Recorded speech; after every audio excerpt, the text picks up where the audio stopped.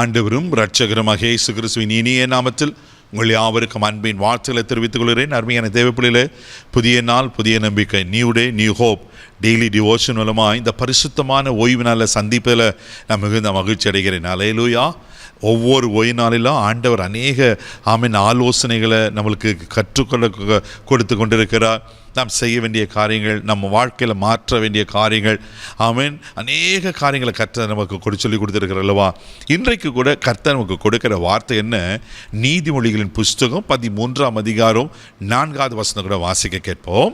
சோம்பேறியுடைய ஆத்துமா விரும்பியும் ஒன்றும் பெறாது, ஜாக்கிரதை உள்ளவருடைய ஆத்துமாவோ புஷ்டியாகும். அல்லேலூயா. சாலமோன் ஞானி எவ்வளவு அழகாக சொல்றார் பாருங்க. சோம்பேறியினுடைய ஆத்துமா விரும்பியும் ஒன்றும் பெறாதான். வாஞ்சை இருக்கும், ஆசை இருக்கும், இது கிடைக்கணும், இது செய்யணும், இது உண்ணணும், இதை பெற்றுக்கொள்ளணும்னு. ஆனா அவர்களுடைய சோம்பேறித்தனத்தினால அதை பெற்றுக்கொள்ள முடியாம போகிறாங்க. இன்னைக்கு நிறைய பேர் வாழ்க்கையில இந்த சோம்பல் தனத்தை நான் பார்க்குறோங்களே. தேவப்பிள்ளையில் இன்றைக்கி சோம்பேறி குறித்து வேதத்தால் நிறைய காரியங்கள் சொல்லப்பட்டிருக்கு.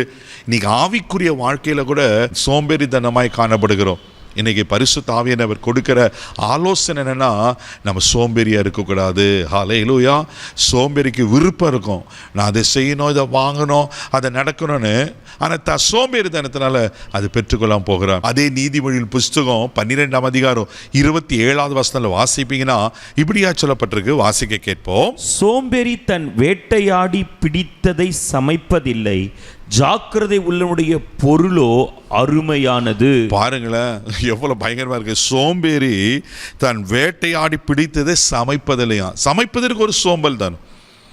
எப்படி அதை சாப்பிட முடியும்? அப்போ இங்க வசனம் சொல்லுகிறது, ஜாக்கிரதனுடைய பொருளோ அருமையானது. தேவப்பிள்ளையில இன்னைக்கு நிறைய காரியங்கள் சொல்லப்பட்டிருக்க நான் பார்க்கிறோம். தேவப்பிள்ளையில இன்னைக்கு நிறைய பேர் சோம்பேறித்தனத்தினால நிறைய நன்மைகள் இழந்து போறாங்க, ஆசீர்வாதங்களை இழந்து போகிறத நான் பார்க்கிறோம். அதே நீதிமொழிகள் புஸ்தகம் 26ஆம் அதிகாரம் 15ஆம் வசனத்தில் வாசிப்பீங்கன்னா இப்படியா சாலமன் சொல்லுகிற. வாசிக்க கேட்போம். சோம்பேறி தன் கையை களத்திலே வைத்து அதை தன் வாய்க்கு திரும்ப எடுக்க வருத்தப்படுகிறான். பாருங்க, இது இன்னொரு பயங்கரமா இருக்கு பாருங்க. தன் கையை களத்தில் வைத்து அதை திரும்ப எடுக்க வருத்தப்படுகிறானா.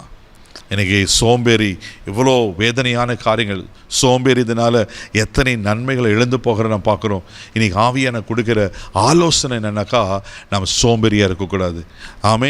என்னென்ன தீர்மானம் எடுத்திருக்கீங்க? அதிகாலை எழுந்து ஜெபம் பண்ணணும், வேதத்தை வாசிக்கணும்.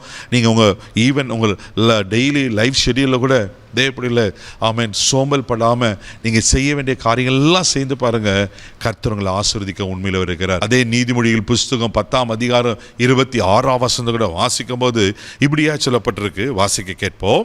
பற்களுக்கு காடியும் கண்களுக்கு புகையும் எப்படி இருக்கிறதோ அப்படியே சோம்பேறியும் தன்னை அனுப்பினர்களுக்கு இருக்கிறான். ஆமென். பற்களுக்கு காடி கசப்பா இருக்கும்ல, கண்களுக்கு புகை எரிச்சலாக இருக்கும்ல. தேவப்பிள்ளை சோம்பேறி அப்படிதான் இருக்கிறானா. எவ்வளோ பயங்கரமாக இருக்குது பாருங்க. இன்னைக்கு அப்படிப்பட்ட சோம்பேறி தனத்தை நம்ம விட்டுட்டு சுறுசுறுப்பாக ஜாக்கிரதையாக இருக்கணும். பாருங்க, அதே நீதிமொழிகள் புஸ்தகம் 6ஆம் அதிகாரம் 6வது வசனத்தில் வாசிப்பீங்கன்னா, ஆண்டவர் போய் ஒருத்தர்களை கற்றுக்கொள் என்று ஒரு காரியத்தை சொல்கிறார். வாசிக்க கேட்போம்.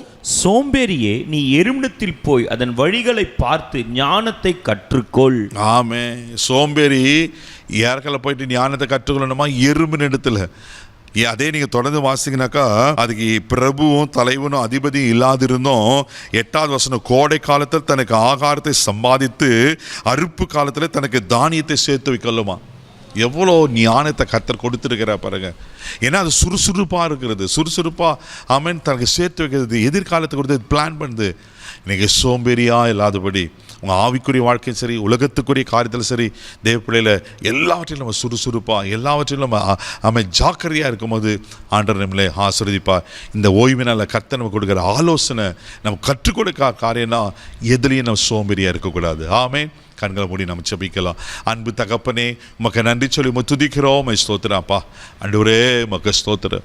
ஆமென். நன்றி. எங்கள் சோம்பேறிகளை போல இல்லாதபடிக்கு ஆண்டவரே உமக்கு ஸ்தோத்திரம். எல்லாவற்றிலும் சுறுசுறுப்பாக, எல்லாவற்றிலும் ஆயத்தமாக இருக்க நீங்கள் உதவி செய்ய முடியாது நாங்கள் ஜெபிக்கிறோம். இந்த நாள் முழுதும் கரத்தில் ஒப்பு கொடுக்குறோம், பாதுகாத்துக்கிறோம், கிருபைக்கு ஒப்பு கொடுக்குறேன். இயேசுவின் மூலம் ஜெபம் கேளும் பிதாவே. ஆமென். சோம்பேறியாக இருக்காதீங்க. ஜாக்கிரதையா இருங்க. ஆண்டவர்களை ஆசீர்வதிப்பார்.